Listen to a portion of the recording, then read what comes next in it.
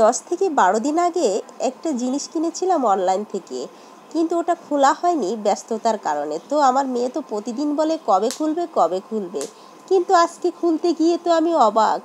দেখি মেয়ে তো নিজেই খুলে বসে আছে, কারণ ওর ভিতরে একটা জিনিস আছে, ওটা পটাশ পটাশ করে ভিউয়ার্স। এই কারণে ওনা খুব মজা পায়, আর ও এই জন্য খুলে ফেলেছে। সম্মানিত ভিউয়ার্স, সবাই কেমন আছেন? আশা করি বেশ ভালো আছেন। তো আমি কিন্তু সে নিজেই খুলে ফেললো, দেখতেই তো পাচ্ছেন, কিন্তু ভিতরে প্যাচটা কিন্তু সে খুলতে পারেনি।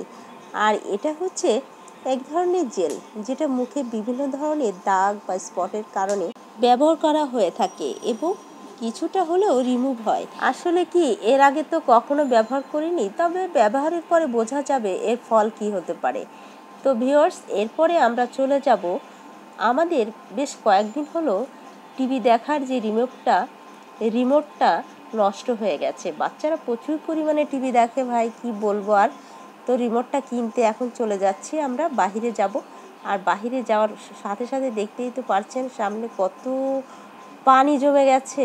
ভাই রে ভাই, আর কি বলবো, এই পানি টপকে তো আমরা গেলাম রিমোটের দোকানে। কিন্তু রিমোটের দোকানে যেয়ে দেখি ছোট ছোট দুটো পিচ্চি বসে আছে, আর কি কিউট বাচ্চা দুটো। তো আমার আসলে খুব ভালো লাগলো ওদের কথাবার্তা শুনে। বলল, আপু আমরা সঠিকভাবে কাজ করি। তো আমি ঠিক আছে, আমি পুরনো যে রিমোটটা আছে সেটা ঠিক করলাম এবং নতুন আরেকটা ওদের কাছ থেকে নিয়ে নিলাম, কারণ আশেপাশে তেমন কোনো ভালো মার্কেট নেই। তো এখন জরুরিভাবে এটাই আমার দরকার, কারণ বাচ্চারা যদি টিভি না দেখতে পারে ঘরের ভিতর ভীষণ অস্থিরতা করে।